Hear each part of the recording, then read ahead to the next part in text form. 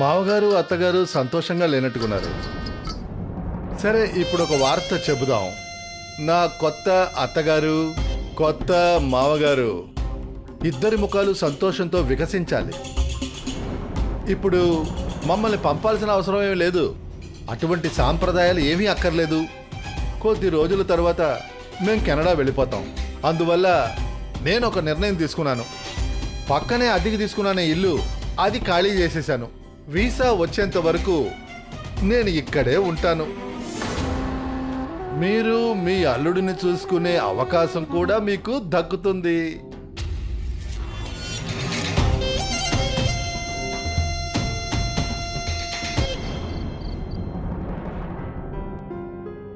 ఇలా చూడండి, నేను కోరుకున్నదే జరిగిపోయింది. కానీ ఒక విషయం చెప్పండి, మీరు ఆ ఫోటో ఎప్పుడు ఎలా తీశారు? నాకు అస్సలు తెలీదు. నువ్వు చాలా అందంగా ఫోటోలు తీసావే.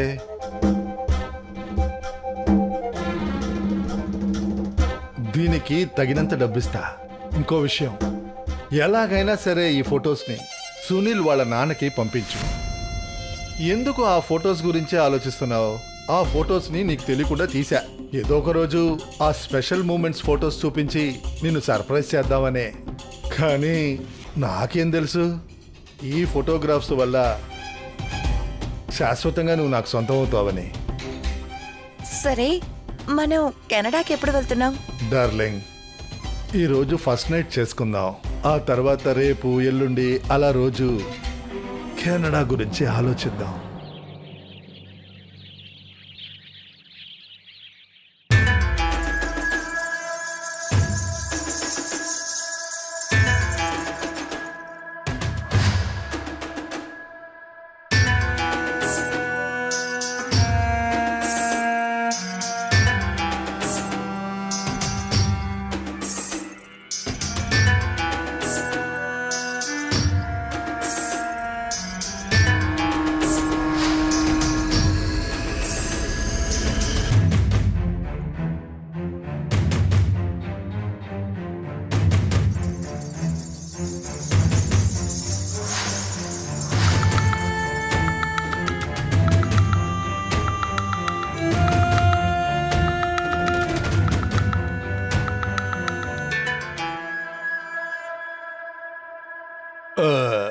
కొంచెం పాలు దొరుకుతాయా అత్తగారు?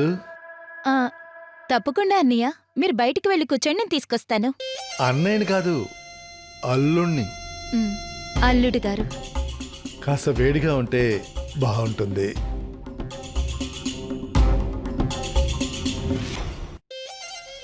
ఇకపై ఈ ఇంట్లోనే ఉండాలి. ఈ ఇంట్లో ఉన్న వాళ్ళని వాచ్ చేస్తూ ఉండాలి. ఎప్పుడూ హెచ్చరికగా ఉండాలి.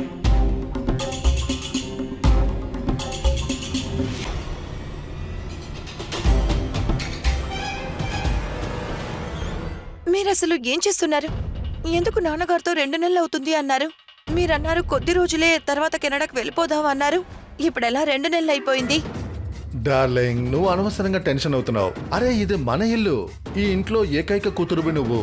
నేను ఈ ఇంటి అల్లుణ్ణి. 2-3 నెలలు ఈ ఇంట్లో ఉండి ఆ తర్వాత కెనడాకి వెళ్తే తప్పే ఉంది అంటున్నా. ఈ ఇంట్లో మనకి హక్కు ఉంది. మీరేం మాట్లాడుతున్నారు? హఠాత్తుగా 2-3 నెలలు ఎలాగయింది? మీకే బాగా తెలుసు కెనడాకి వెళ్ళాలనేది నా కల అని. నన్ను కెనడాకి తీసుకువెళ్ళడం మీకు ఇష్టం లేదనుకుంటాను. నస నస నస పెడుతున్నావు. 2-3 నెలల తర్వాత కెనడా తీసుకెళ్తా. అంతవరకు నోరు మూసుకోనుండు. నోరు మూసుకోనుండు. కెనడా వెళ్ళాలంట.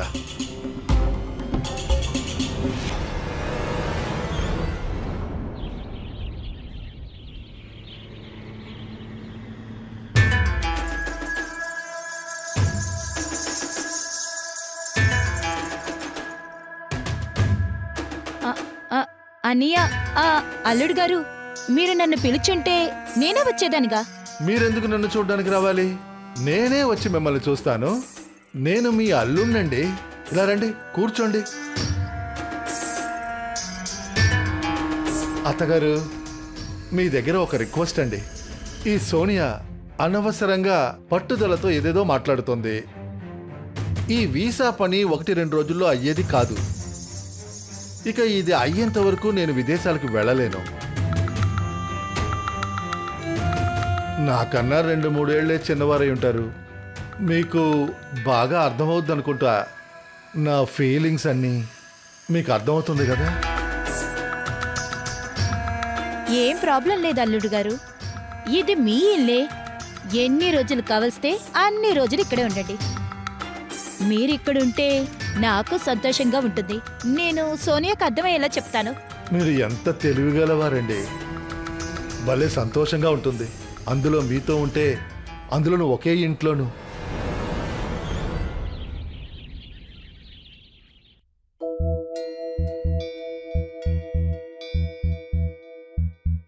ఏమైంది? నువ్వు ఇష్టపడింది జరిగింది కదా.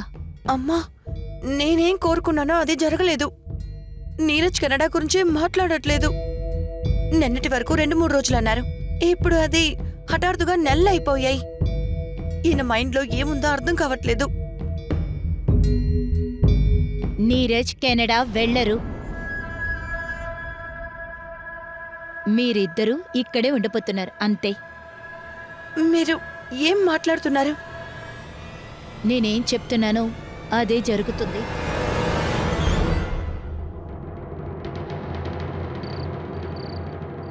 మావయ్య, మీరు మీ కోపాన్ని వదిలేయండి.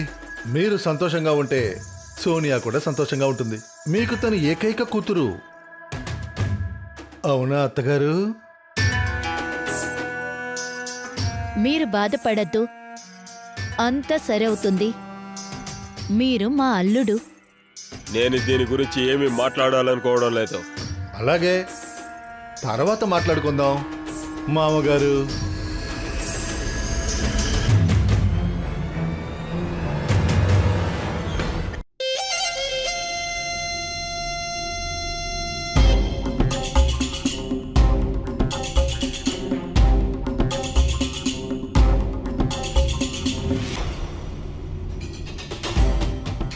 ఇక ఒకే ఒక పనే మిగులుంది.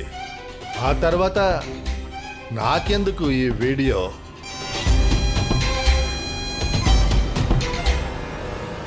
అమ్మా, నువ్వు చాలా పెద్ద తప్పు చేశావు.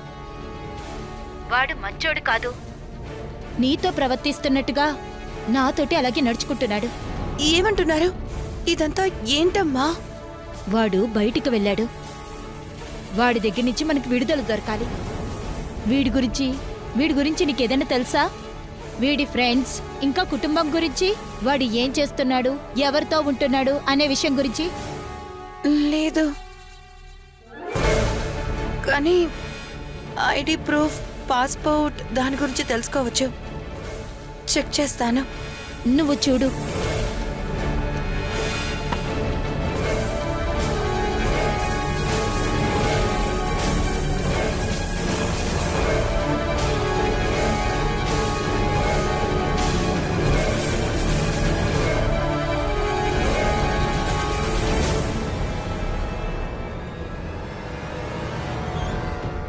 అమ్మా, ఈ ఐడిలో గాజియాబాద్ అడ్రస్ ఉంది. నాకు మొదట్లోనే వీడి మీద అనుమానం వచ్చింది. వీడు మనందరినీ మోసం చేశాడు. ఒక నిమిషం కూర్చోండి.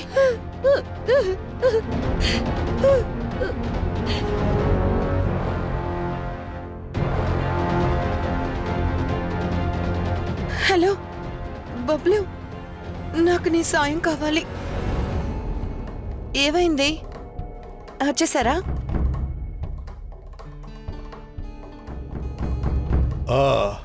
వచ్చేసాను. మనం కెనడాకి ఎప్పుడు వెళ్తున్నావో మీరు చెప్పలేదు. ఒక డేట్ చెప్పొచ్చు కదా. కెనడా కాదు, నిన్ను నేను ఇంకొక ప్రదేశానికి పంపాలనుకుంటున్నా. అంటే సోనియా, నువ్వు నన్ను ఇష్టపడుతున్నావు కదా? హా, ఎక్కువగా. కానీ కష్టంగా ఉంది. నేను నిన్ను ఇష్టపడట్లేదు. కాసేపు ముందు అంతా నాకు తెలిసిపోయింది. అంటే నా గురించి నీకు అంతా తెలిసిపోయిందని. సోనియా, యాక్చువల్లీ నేను కెనడాకి వెళ్ళలేదు. నేను కెనడా వాడిని కాదు. అంటే నేను ఎవరంటే నాకు తల నుండి కాలి వరకు మొత్తం అబద్ధాలే. తర్వాత నిన్ను కాస్త ఎంజాయ్ చేసి వదిలేద్దామని అనుకున్నా. కానీ మీ నాన్న ప్రాపర్టీ గురించి తెలిసిన తర్వాత మీ నాన్న ప్రాపర్టీని నొక్కడానికి ప్లాన్ చేశా. తర్వాత నేను దద్దమ్మల్ని చేసిన అమ్మాయిల్లో నువ్వే మొదటి అమ్మాయి కాదు. చాలా మందిని దద్దమ్మల్ని చేశానులే. అదేంటంటే సోనియా, నా బాధ ఒకటే. నా గురించి నీకు మొత్తం తెలిసిపోయింది. సో నేను నీకు టికెట్ కొని తీరాలి కదా. ఇలా చూడు, నువ్వు కెనడాకి వెళ్ళాలి కదా. నీ ఆశను నేను నెరవేరుస్తాను. ఎలాగంటావా? నువ్వు చచ్చిపోయావనుకో, ఆ తర్వాత నీకు పాస్పోర్ట్ అక్కర్లేదు, వీసా అక్కర్లేదు. ఇక డైరెక్ట్ గా నువ్వు కెనడాకి వెళ్ళిపోవచ్చు. కెనడాకి వెళ్ళాలా?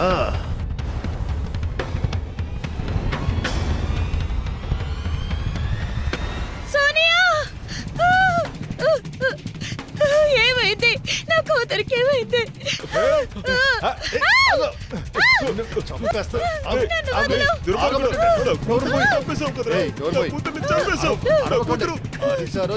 ఎందుకు అలా చేశావ్? చంపేస్తాను. దాన్ని చంపినట్టుగా మిమ్మల్ని కూడా చంపేస్తాను. సోనియా,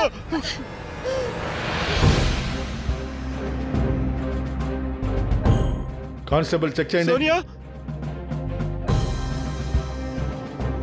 ఏమంటే చనిపోయింది సార్. అంబులెన్స్ని పిలవండి, బాడీని పోస్ట్ మార్టానికి పంపండి. వదరా. వదలండి, వదలమంటున్నానా? సోనియా